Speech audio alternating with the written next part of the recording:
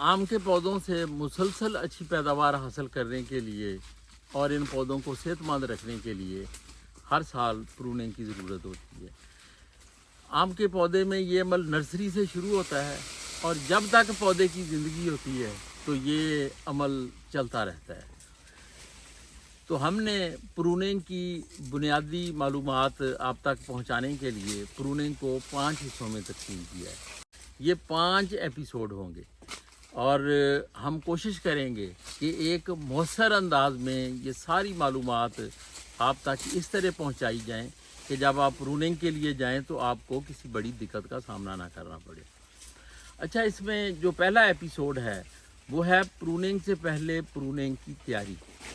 ज़ाहिर है जब आप प्रूनिंग करने जाएंगे आप अपने बाग में तो आपको कुछ टूल्स चाहिए, जैसे आरी है, कैंची है, चेन सा है, कुछ रूप्स चाहिए होती हैं, बाज़ आपको वो मेजरिंग टेप चाहिए होती है, ये ज़रूरी सामान है। आपको वो लेबर चाहिए जो कटाई को समझती हो।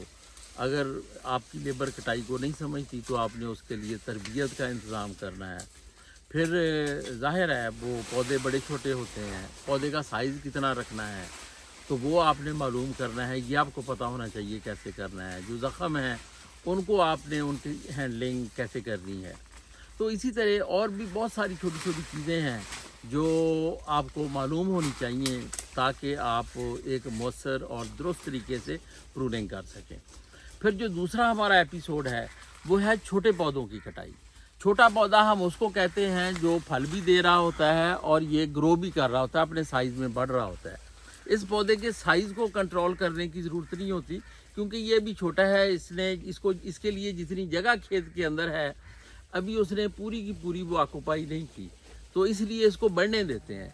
लेकिन इसकी छतरी को ऑर्गेनाइज़ करते हैं ताकि इसकी छतरी सेहतमंद रहे और जो पौधा है वो तंदुरुस्त भी हो और मजबूत भी हो और उसका तवाज़न और उसकी सिमेट्री बिल्कुल ठीक हो।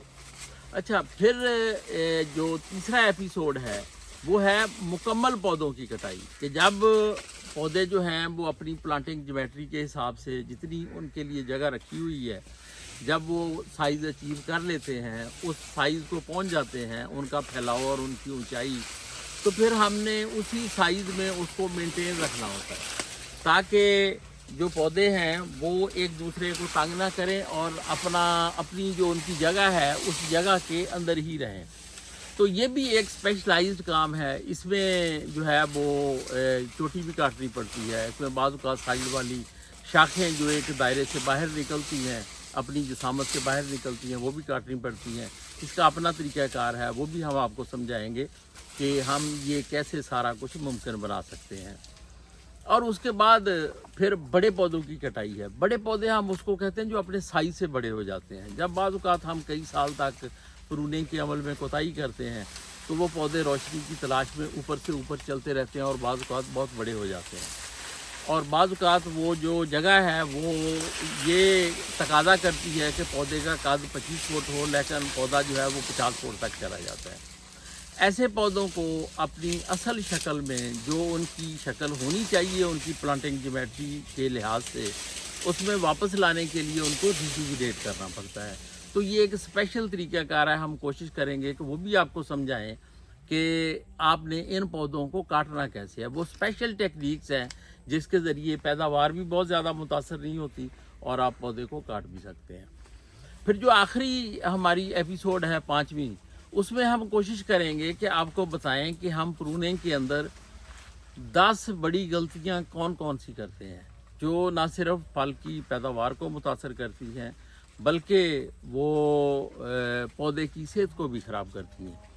और बाज़ औक़ात तो उन गफलत और उन गलतियों की वजह से टहने गल जाते हैं, ख़राब हो जाते हैं और बाज़ औक़ात पूरा पौधा ही मुतासर हो जाता है।